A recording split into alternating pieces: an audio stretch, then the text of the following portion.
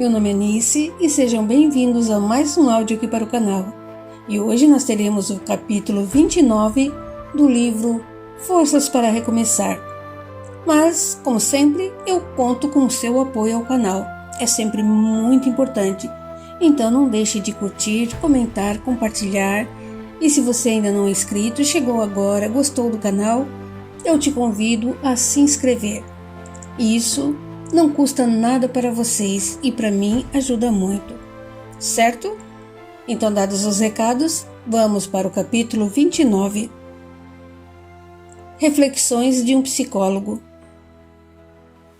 As vibrações constantes pelas preces verdadeiramente sentidas e consagradas, a elevada condição mental assumida e praticada por Sérgio, ofereceu-lhe gradativamente, no plano invisível, sublime claridade azul radiante a envolvê-lo. A sua luminiscência espiritual, auxiliada por sua ligação a entidades excelsas pelo poder da oração, alcançava magnitudes inatingíveis aos espíritos inferiores que desejavam atormentá-lo, mas não conseguiam pela incompatibilidade. Isso deixava o espírito Sebastião furioso. Seu ódio desequilibrava sua organização perispírita. Ele perdia o controle e suas forças ficavam cada vez mais rarefeitas em sua mente confusa. As perturbações, inclusive durante o sono, eram em vão contra Sérgio, ante seu vigoroso equilíbrio mental e o poder da prece. O espírito Sebastião sentia imensa interferência invisível no grupamento de desencarnados que o seguiam como fiéis soldados à disposição de seu comandante. Não passavam de espíritos rebeldes que, orgulhosos e revoltados, não admitiam o profundo lamento pela oportunidade reencarnatória perdida. Percebendo que Sebastião enfraquecia seu domínio sobre os encarnados, seus seguidores o abandonavam vagarosamente, indo servir outros líderes, ou só se desgarravam e acabavam escravizados por outros espíritos de uns grupos hostis rivais, também vingativos, mas que se entregariam às expiações dos próprios crimes. Ninguém escapa aos débitos da consciência. Em determinada oportunidade, o Dr. Edson comentava empolgado em uma reunião na clínica. Era uma turma nova naquela pós-graduação. Eles estavam sequiosos e eu chamei o Sérgio para oferecer uma apresentação ou palavras de incentivo. Ele nos emocionou e nos fez refletir com o que falou. Vejam só. Todos atentos às cenas gravadas pelo médico, viram Sérgio cumprimentar os alunos com indefiníveis boas-vindas, dizendo em seguida: Caros colegas, eu só vou tentar dizer algumas palavras sobre a minha humilde reflexão de psicólogo. Talvez alguns não concordem, mas devemos admitir que ninguém tem a razão absoluta das coisas. Eu posso errar, ou vocês poderão tirar algum proveito se buscarem conhecimento. Alguns segundos e continuou, impostando a voz de modo a atrair atenção e considerável respeito pelo silêncio. É praticamente inconcebível um psicólogo ateu. A crença em um Criador e em muitas questões sobre os porquês da vida é um sentimento inerente ao ser humano e associado à sua crença de algo que sobrevive após a morte. Ações que são comprovadas nas mais remotas eras pré-históricas, no inconsciente de nossos ancestrais. Esses e quaisquer enigmas desse terreno não delimitado não são desvendados por outros cientistas inábeis, a não ser pela psicologia. Ela explica o motivo que levou a mente de nossos ancestrais a certas crenças, comportamentos, costumes, etc. Se nós estamos aqui hoje, inclinando-nos aos profundos estudos nessa área valorosa de uma ciência tão abrangente, é por termos fé e esperança na evolução da mente, dando importância ao ser humano, valor à vida. Para nos ajudar na caminhada de elevadas conquistas morais, de alguma forma, nós sempre rogamos condições mentais repletas de vivacidade, esperteza e possibilidades profissionais para atingirmos os nossos objetivos de auxílio, comparando humildemente ao glorioso dom da centelha divina, que é ajudar. A psicologia é simbolizada pela figura de um tridente, por essa ser a grafia da 23ª letra do alfabeto grego psi. Na morfologia, ou seja, no estudo da estrutura e formação da palavra, psi corresponde à primeira divisão silábica da palavra psicologia. A seguir, temos psico, originário do grego psique, em português psique, relativo a psíquico, que significa alma, espírito, mente. Por fim, temos lógica, que significa estudo ou ciência. Psicologia, estudo da alma, do espírito, da mente. É uma ciência dentro do conjunto de disciplinas de um grande leque de conhecimentos, a qual o profissional responsável se dedica à busca a fim de dilatar sua sabedoria. Ampliando sua visão nessa bela ciência, o psicólogo, a princípio, precisa ter o dom de auxiliar, sem se prender ao seu próprio dogmatismo, ao absolutismo pessoal e inflexibilidade, ou seja, eu tenho razão em tudo. Nem se entregar ao marasmo de sua alma desanimada. Ele precisa, sim, de dedicação, de sensibilidade, de intuição, de amor fraterno. Um sábio nazareno, também chamado de psicólogo das almas, cuja filosofia e exemplo de amor são aceitos por incontáveis religiões e filosofias, afirmou: Vinde a mim todos os que estão cansados e oprimidos, e eu vos aliviarei. E aprendei de mim, que sou manso e humilde de coração, e encontrareis descanso para vossas almas. Essas nobres palavras não são as mais adequadas às reflexões e ao silencioso juramento moral de um psicólogo? Queridos amigos e colegas, foi meditando sobre tal filosofia que eu posso afirmar: psicólogo, você é uma pessoa especial que faz a diferença na vida de muitos. É a estrela celeste capaz de iluminar o caminho, o amparo aos necessitados de apoio. Você é a fonte de água para o viajante sedento no deserto, é a esperança para os que perderam a fé e o auxílio dos que suplicam atendimento, a compreensão aos carentes de amor e paz. É a luz que conduz ao caminho do equilíbrio. É o coração repleto de dádivas, capaz de ofertar esperança e fé, a força para os que enfraquecem no caminho, o bálsamo medicamentoso aos feridos da jornada. Você é o caminho que conduz muitos à paz, o equilíbrio para os que não se sustentam sozinhos, a fé aos que perderam a esperança. Você é a liberdade para os prisioneiros da própria mente, o recurso aos que imploram por forças íntimas, o alívio aos que se abalam com os traumas da vida, a paz para os desalentados da sorte. É a fonte geradora de valores à vida. É a ajuda que ampara os feridos da jornada, a resposta aos que pedem entendimento e socorro. Você é o orientador às mentes confusas, carentes de equilíbrio, o sorriso que socorre os corações feridos, o abrigo aos que padecem assustados e tristes, a alegria aos que estão desgostosos e angustiados. Você é a energia aos que se sentem atrofiados pela própria imprevidência e a fortaleza que impede muitas criaturas aos despenhadeiros das sombras. É o suprimento dadivoso que regenera e salva sempre.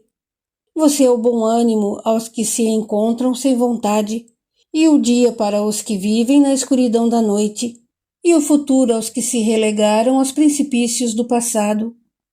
Você é a porta de liberdade dos aprisionados nos velhos cárceres do eu. É o mensageiro de bondade dos que se prendem nas ilusões, a claridade aos carentes de luz, e o elo radioso àqueles que dão os primeiros passos, a influência benéfica aos que se afligem pelos erros. Você é a bondade que compreende e ajuda os incapazes de amar, os matizes coloridos aos cegos de emoções sublimes, o benfeitor dos cenários atribulados das criaturas. Você é a direção para o aperfeiçoamento suave e edificante. É o vento que faz o pássaro alçar o vôo. Não podemos ser indiferentes e virarmos as costas para os degraus do mundo, nem nos desesperarmos, tresloucados e desgostosos com o que vemos acontecer, perdendo a esperança e a fé. Todo extremo é prejudicial, mas nós podemos fazer a diferença. Todos nós podemos fazer a diferença diante das catástrofes da vida, tomando uma postura equilibrada nos vendavais das paixões terrenas, despertando para a atmosfera de misericórdia e bondade ao nosso alcance. Mesmo como aprendizes, no dia a dia, nós fazemos a diferença quando, dotados de dignidade e compaixão, aliviamos os corações sofridos, secamos as lágrimas do desespero e descortinamos as influenciações dolorosas das ilusões, apontando o caminho para o campo da liberdade. Mansos e humildes de coração, eternos aprendizes, independente do tempo, nós podemos nos melhorar para minimizarmos e aliviarmos as dores dos fatigados e oprimidos, levando o descanso para suas almas, como nos ensinou e exemplificou o sensato e prudente Nazareno há mais de 2000 anos.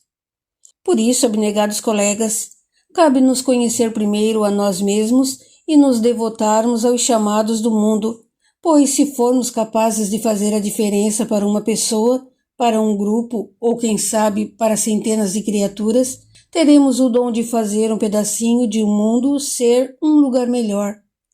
Não importa o nome renomado ou não da universidade que nos graduou. A instituição não garante nosso profissionalismo honesto. Não nos dá diploma de ser humano, humilde e responsável.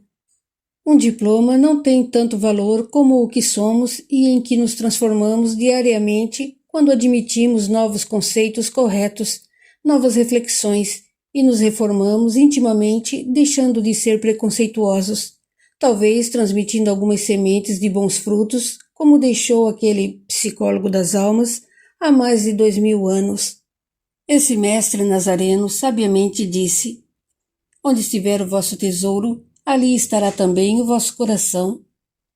Baseando-se nessa filosofia de sensata reflexão, usando toda a força de vontade e todo o desejo de coração, cada um de nós pode fazer a diferença por intermédio das aquisições e aperfeiçoamentos de conhecimentos novos.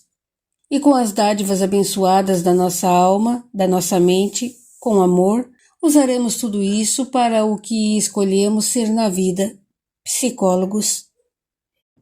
O silêncio na sala era absoluto.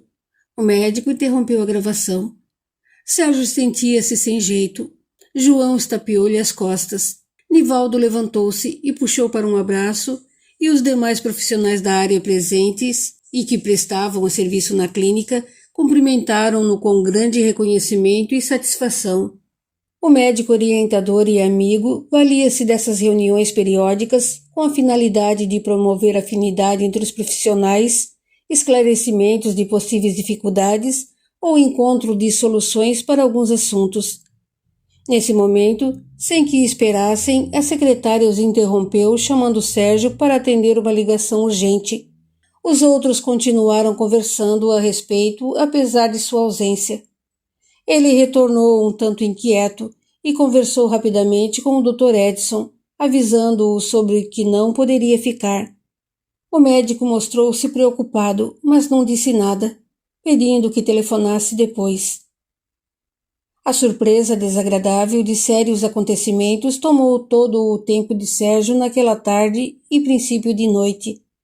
Após deixar Rita na casa de Dona Antônia, sob os cuidados maternais da amorosa senhora e também do Dr. Edson, que se prontificou a cuidar da jovem, Sérgio se foi. Estava angustiado e a preocupação corroía seus pensamentos enquanto ia para sua residência. Pensava em chegar, tomar um banho e retornar ao hospital. Imaginou que nenhum outro acontecimento inesperado poderia surgir. Sérgio estava enganado. Ao posicionar o veículo para entrar na garagem, viu um vulto de uma pessoa encapuzada com a própria blusa, sentada no degrau do portão social e, encolhida, encostava-se nele. Desconfiado, Ele não abriu o portão da garagem e desceu vagarosamente do veículo, olhando atentamente para os lados, temendo um assalto. Contornou o carro para saber quem era e o que queria. A garoa forte, fina e fria, começou a molhá-lo, porque ele demorava observando a distância atrás de seu carro. Viu que se tratava de uma silhueta feminina, mas não conseguiu identificar. Boa noite, falou receoso. Posso te ajudar?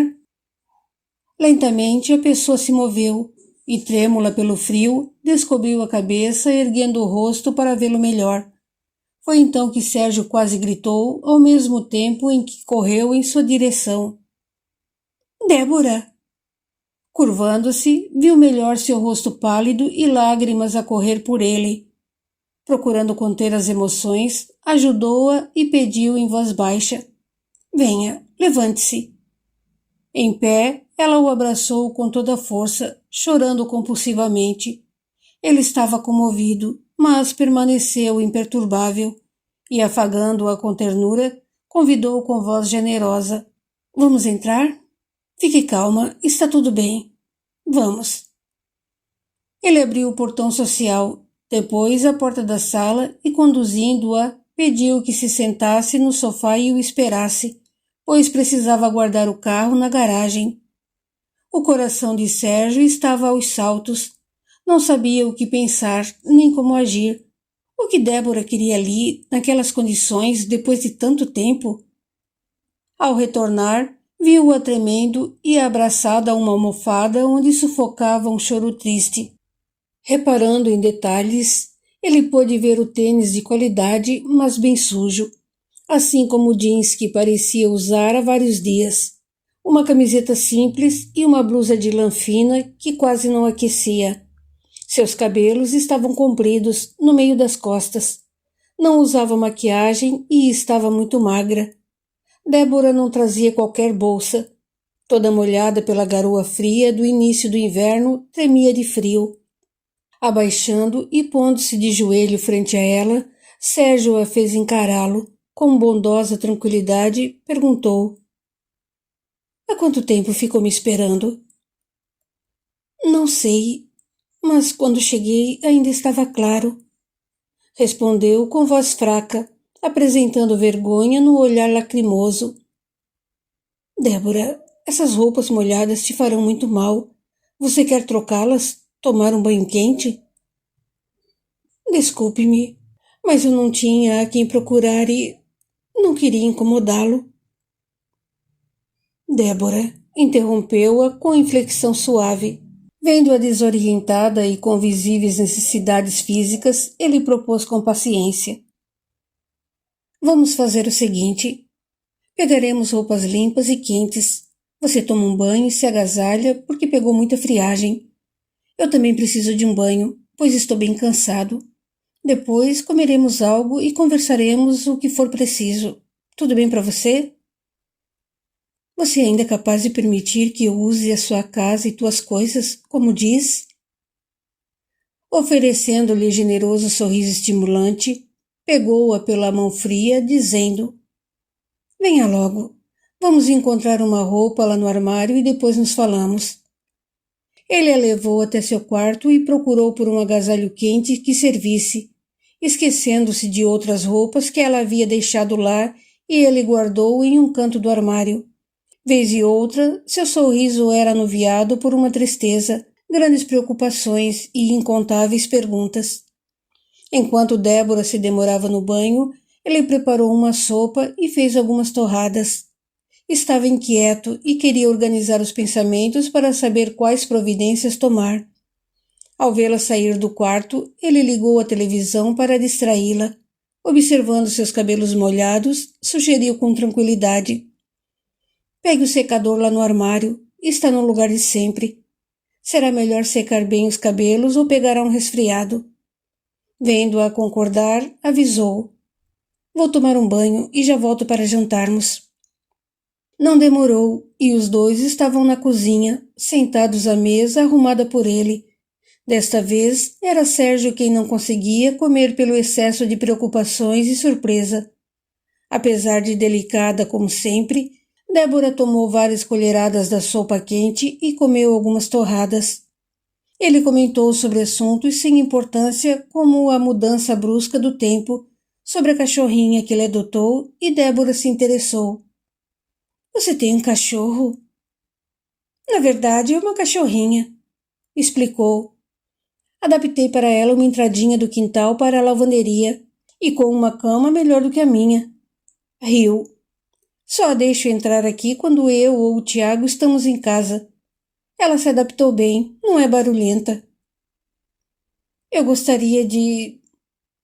A voz da moça enfraqueceu e um suor gotejou rapidamente em seu rosto. Débora, tudo bem? Perguntou, levantando e ficando a seu lado ao vê-la segurar a testa com as mãos. Não, ela sussurrou. Acho que... Colocando a mão em seu rosto, sentiu-a gelada. Fazendo-a olhá-lo, viu-a pálida como nunca. Pedindo que se levantasse, ajudou-a com firmeza, levando-a para a sala para que se sentasse no sofá. Pegando uma manta, cobriu-a, deixando-a encolhida e recostada nas almofadas amontoadas. Desculpe-me, tentou dizer, mas estava esmorecida. Abaixando-se frente a ela, perguntou em voz baixa e tom comovido a observá-la. Débora, há quantos dias você não come? Vendo-a abaixar a cabeça e chorar, ele se levantou e retornou sem muita demora. Percebendo-o em pé à sua frente, Débora olhou-o e largo sorriso moldurou seu rosto, onde pareceu acender uma chama de energia. Estendendo os braços para Sérgio, admirou e pediu com mimo de alegria na voz frágil. Ai, que coisinha lindinha! Posso pegar? Ele sorriu com gosto e apresentou. Débora, esta é a princesa. Princesa, esta é a Débora. Tratava-se de uma cachorrinha de pequeno porte, pelos lisos, curtos e acastanhados, com pequena mancha branca na garganta, orelhinhas triangulares e dobradas, sem raça definida. Muito alegre, ela abanava o rabinho curto com tanta força que se remexia toda para exibir sua felicidade ao olhar para a moça. Entregando-a para Débora, Princesa parecia se contorcer de satisfação pelos carinhos que recebia. A jovem conversava com a cachorrinha, exprimindo voz doce, encantada e generosa, como se o animalzinho pudesse entender o significado de suas palavras. Mas, certamente, a cachorrinha entendia a entonação do carinho na voz.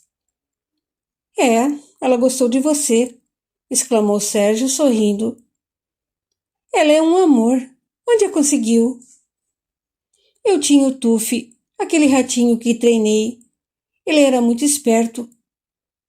Você disse que iria trazê-lo para cá. Lembro que me contou que, quando o colocava fora da gaiola, ele passeava por toda parte, mas ao chamá-lo, o Tufi obedecia, subia por sua roupa e corria em seu braço até pegar a recompensa em sua mão. Isso mesmo. Eu não podia trazê-lo para cá e deixá-lo sozinho. Eu estava trabalhando na clínica, na polícia e não teria tempo para cuidar dele. Por essa razão, ele ficou na casa dos meus pais. Apesar de receosa e até com medo, minha mãe cuidava dele, mas não o soltava. Bem, tivemos alguns problemas e o Tiago decidiu estudar e veio morar aqui. Então pedi a ele que trouxesse o Tufi. E foi justamente naquela manhã, quando meu irmão chegou à casa dos meus pais, e sem que nossa mãe o visse, ele contou que ela chorava enquanto recolhia o Tufi do chão com uma pá. Nossa mãe falava sozinha, lamentando. Meu Deus, o que aconteceu? Eu tinha medo desse bichinho, mas gostava dele. Coitadinho. O Tiago não perguntou o que ocorreu? Lógico. Ele disse que nossa mãe não conseguiu disfarçar quando o viu. Ela olhava o Tufi morto e chorava. Jurou que não o soltou, mas não sabia explicar como ele foi parar no chão. Talvez seus sobrinhos. Não. Para eles não fazerem isso, eu coloquei um cadeado de segredo na portinha por onde ele saía. Podia-se trocar a água, comida, jornal da bandeja do fundo e a areia por fora, sem que ele saísse da gaiola. Somente o Tiago e meu pai sabiam o segredo. Limpavam e escovavam os brinquedos dele, pois minha mãe tinha o maior pavor. O Tiago e meu pai pegavam e brincavam com o Tufi sem deixá-lo ir para o chão, pois davam um trabalho enorme para voltar quando eu não estava para chamá-lo. Ou então, os dois só o deixavam passear do lado de fora da gaiola, pois era ensinado e não ia para o chão. Achei interessante saber que minha mãe chorou por ele e, sabe, ela pegou uma caixa de sapato enorme, colocou uma toalha fofa dentro, arrumando-o como um colchão e ela mesma pegou a bolinha e a corda, brinquedos que o Tufi mais gostava, e os ajeitou na caixa. Depois o colocou lá e o cobriu com um paninho, deixando a cabeça de fora como se estivesse dormindo. Foi até o jardim, apanhou algumas margaridas e arrumou em volta dele e pediu para o Tiago trazê-lo para mim. Acho que foi doloroso. Você gostava muito dele, disse em tom triste enquanto acariciava a cachorrinha que se aquietou em seu colo. Será que não pisaram nele? Fiquei triste, sim. Ele era bem treinado e não descia da gaiola. A princípio pensei que fosse pela idade, mas descartei essa ideia por estar bem ativo. O que me intrigou foi o Tufi estar fora da gaiola e morto há poucas horas. Estava bem inchado. Não pensei duas vezes e o levei na hora lá na universidade. Procurei um professor da área de graduação em veterinária. Ele não precisou olhar muito para descobrir e me mostrar uma espécie de picada, onde havia um endurecimento pelo acúmulo de algum líquido injetado. O professor queria fazer uma análise mais profunda e exames mais apurados. Uma espécie de autópsia? Sim, mas eu não deixei. Voltei para casa, coloquei o Tufi como minha mãe havia feito e o enterrei aí no jardim. Depois pedi ao Tiago que me trouxesse a gaiola. Ela é enorme. Examinando-a, vi que alguém afastou as grades, aumentando a abertura. E o Tufi saiu por essa abertura? Com certeza.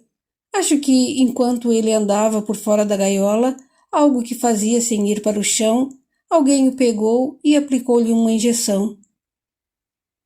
Quem faria isso? Perguntou em tom de lamento.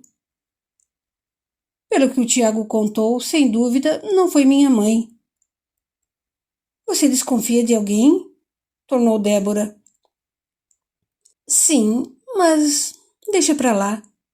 Breve pausa e contou. Quando eu era pequeno, tive um cachorro que não me largava, mas um dia ele sumiu. Depois de alguns anos, um outro cachorro de rua me seguiu até em casa e o adotamos. Depois de um ano, ele também sumiu. Eu pensava que fosse minha mãe. Agora tenho certeza de que não, por causa da atitude com o Tufi. Ela não viu meu irmão e estava chorando, preocupada com um bichinho de que tinha medo, e dos cachorros ela reclamava, mas gostava. Ele sorriu ao revelar. Jurei que depois do Tufi não teria mais animal algum. Porém, aconteceu que essa madame aí, falou rindo, referindo-se à cachorrinha, apareceu lá na frente da clínica e ficou rondando em torno do estacionamento. Teve um dia que eu estacionei o carro, desci e olhei para a rua e gelei ao ver o pneu de um carro bater nela, quase a atropelando. Foi jogada para o lado e caiu estonteada no chão. Fui até a rua, tirei-a de lá para o outro carro não atropelá-la e a coloquei em um cantinho. Entrei às pressas, pois estava atrasado. A secretária viu a cena e ficou com dó. Foi até lá fora e deu-lhe água e resto do lanche para a pobre cadelinha. Foi o suficiente para ela continuar rodeando a porta da clínica. O segurança, que fica cuidando do estacionamento, também ajudou a alimentar essa moça e arrumou uma caixa de papelão para ela dormir num cantinho. Riu, pois a cachorrinha o viu apontar para ela e abanava o pequeno rabinho, parecendo entender. Era engraçado. Ela conhecia os funcionários e fazia a maior festa quando o Dr. Edson, eu, o João ou o Nivaldo chegávamos ou saíamos. Houve um dia em que caiu uma tempestade de granizo muito forte. Fiquei até bem tarde na clínica e o segurança da noite estava olhando pelo vidro da porta, impressionado com a chuva que caía. Despedi-me dele e, ao abrir a porta, quase pisei essa coitada. Parecia uma bolinha marrom molhada, rodeada do gelo do granizo que estava por toda parte, mesmo debaixo da cobertura da entrada. Não aguentei. Peguei o bichinho, coloquei embaixo do braço, enfiei no carro e trouxe para casa. Ah, o Tiago ficou todo feliz.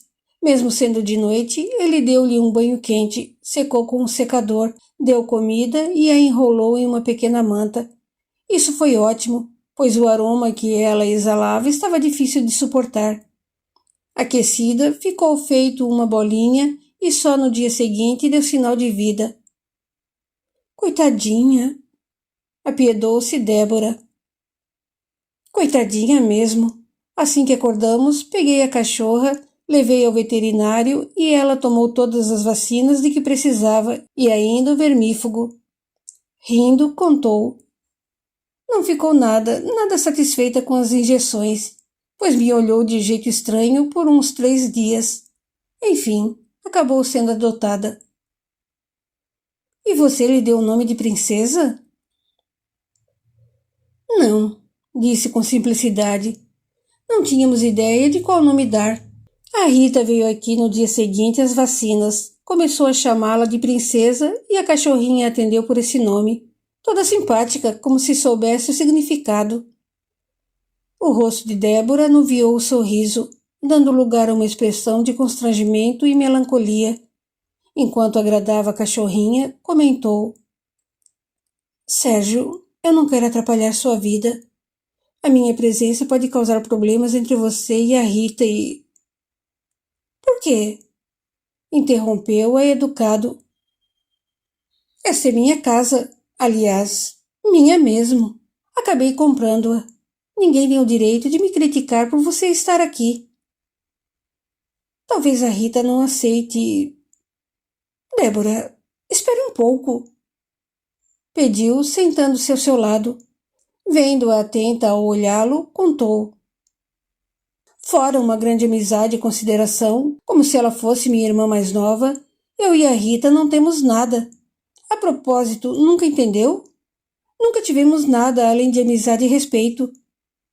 Você não está sabendo, mas aconteceram tantas coisas. A Rita está morando na casa de Dona Antônia e se tratam como se fossem mãe e filha. Há pouco tempo alugou a casa onde morava com o irmão e está com a Dona Antônia. O Tiago está morando aqui, como falei, e cursando psicologia, mas ainda é bombeiro e trabalha à noite. Após a morte do Rogério, aconteceram outras coisas e ela passou por momentos difíceis, e o Tiago a acompanhou, tornou-se seu melhor amigo. Namoraram e ficaram noivos há 1 mês. A Rita se formou em jornalismo.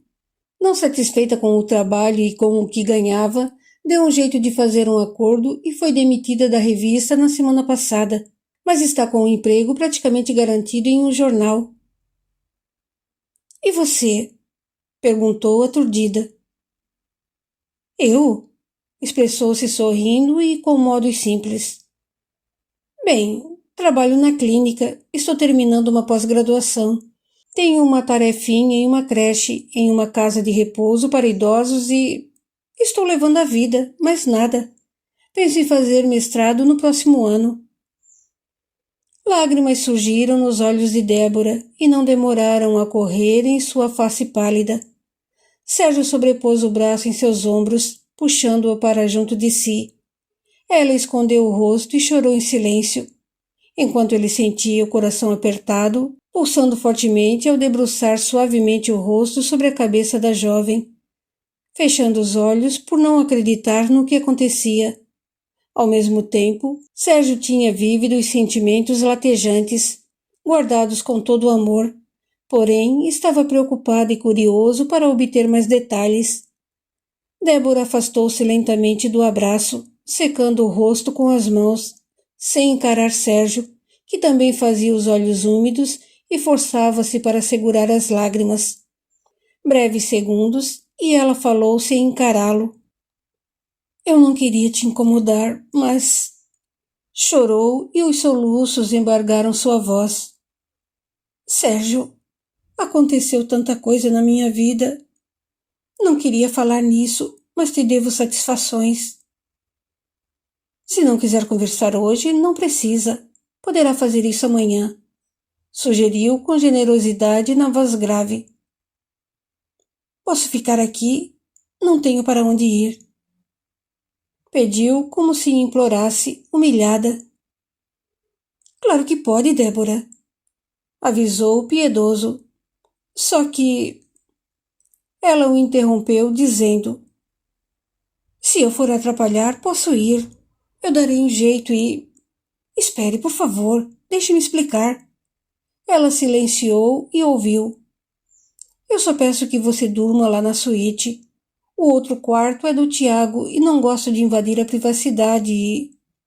Dorme na suíte, tá? Eu preciso sair. Aconteceu algo bem sério e não posso ficar. Mas, por favor, pareceu suplicar. Quero encontrá-la aqui quando eu voltar. Pode ser? Posso dormir aqui no sofá, não tem problema. Não, você está cansada e a cama é bem confortável. Só não gosto que a princesa suba em minha cama, tá? Sorriu. Tudo bem, concordou e sorriu, sentindo-se envergonhada. Mas, se não for invadir sua privacidade, posso saber o que aconteceu de tão sério para precisar sair a essa hora? Porque de repente você pode ter alguém que pode chegar aqui e... Foi com o Tiago. Sérgio engoliu seco e quase em lágrimas contou. Não ia dizer nada para não te preocupar. Foi assim. Para estudar, ele conseguiu um horário para trabalhar de noite até de manhã. Os bombeiros ficam de prontidão e bem atentos nessa época do ano, principalmente por causa dos balões soltos pelas festas juninas e de campeonatos de futebol. Aconteceu que um balão aceso e ainda com fogos de artifícios estourando caiu sobre uma favela. O fogo se propagou rapidamente. O Tiago era um dos bombeiros que foi para o local. O ar estava sem umidade, pois, como viu, a garoa só chegou hoje à tarde e o incêndio foi durante essa madrugada. Conversando com um dos colegas que estava com o meu irmão, ele contou que no local uma mulher gritava desesperada porque seu filho de 6 meses estava no quarto quando os 3 irmãos saíram correndo por causa do fogo. Por que ela não pegou a criança? Ela e o marido são faxineiros em um hospital e trabalham à noite. Disseram que ouviram o rádio com fones de ouvido quando souberam do incêndio onde moravam e correram para lá. Contaram que a mulher estava em desespero e, se não a segurassem, ela entraria nas chamas para pegar o filho. Disseram que o Tiago a acalmou e prometeu trazer o menino. Ele sabia dos riscos. Mesmo assim, andou sobre os muros e telhados e a mulher que o via de longe gritava, apontando onde era o local do quarto que o filho estava. Quando o Tiago tentava levantar as telhas, tudo cedeu e ele caiu. Os bombeiros encharcaram o local onde ele estava, mas não foi suficiente. O lugar tornou-se de difícil acesso por causa das chamas em volta. Destelhado, ficou mais perigoso e ninguém conseguia chegar até lá. Com a ação ininterrupta dos bombeiros para apagar as chamas, mais de 1 hora depois, puderam se aproximar e escutaram seu chamado e... Sérgio chorou. Respirando fundo, prosseguiu. Quase não acreditaram. O Tiago enrolou a criança em uma jaqueta e a protegeu com seu corpo. O menininho de 6 meses sofreu leve queimaduras em um pezinho e um pouco de intoxicação. E o Tiago? Perguntou aflita diante da pausa. Sua perna ficou presa entre as vigas e os escombros, que cederam novamente depois dele pegar o menininho. Por isso não saiu. Não se sabe como conseguiu tirar a jaqueta e envolver o garotinho, debruçando-se sobre ele e sem aquela roupa, suas queimaduras foram mais graves. Meu Deus! Como ele está? quis saber entre as lágrimas e os soluços. Sérgio chorava ao responder. Mais de 60% do corpo com queimaduras de segundo e terceiro graus. Seu estado é grave e ainda corre o risco de perder a perna devido às queimaduras. O rapaz se levantou, secou o rosto e procurou se controlar, e pediu com certa preocupação. Por favor, Débora, você pode me esperar aqui? Preciso ir ao hospital novamente. Você já ouviu? Perguntou chorando. De longe. Subi hoje pela manhã. Fui onde está internado e quero acompanhar os procedimentos bem de perto, entende? Claro, se eu puder ajudar. Vai me ajudar se ficar aqui e me esperar. Qualquer coisa me liga no celular. Só se for muito urgente, não quero atrapalhar. Espero você ligar se puder. Estarei te esperando. Não se preocupe comigo e pode deixar. Cuidarei da princesa. Então, só vou pegar alguns documentos e...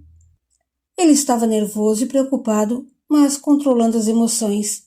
Dizendo isso, retirou-se e retornou em segundos. Despedindo-se de Débora, beijou-lhe a testa, recomendou que fechasse bem a porta e saiu rapidamente. Continua no capítulo 30. Até lá!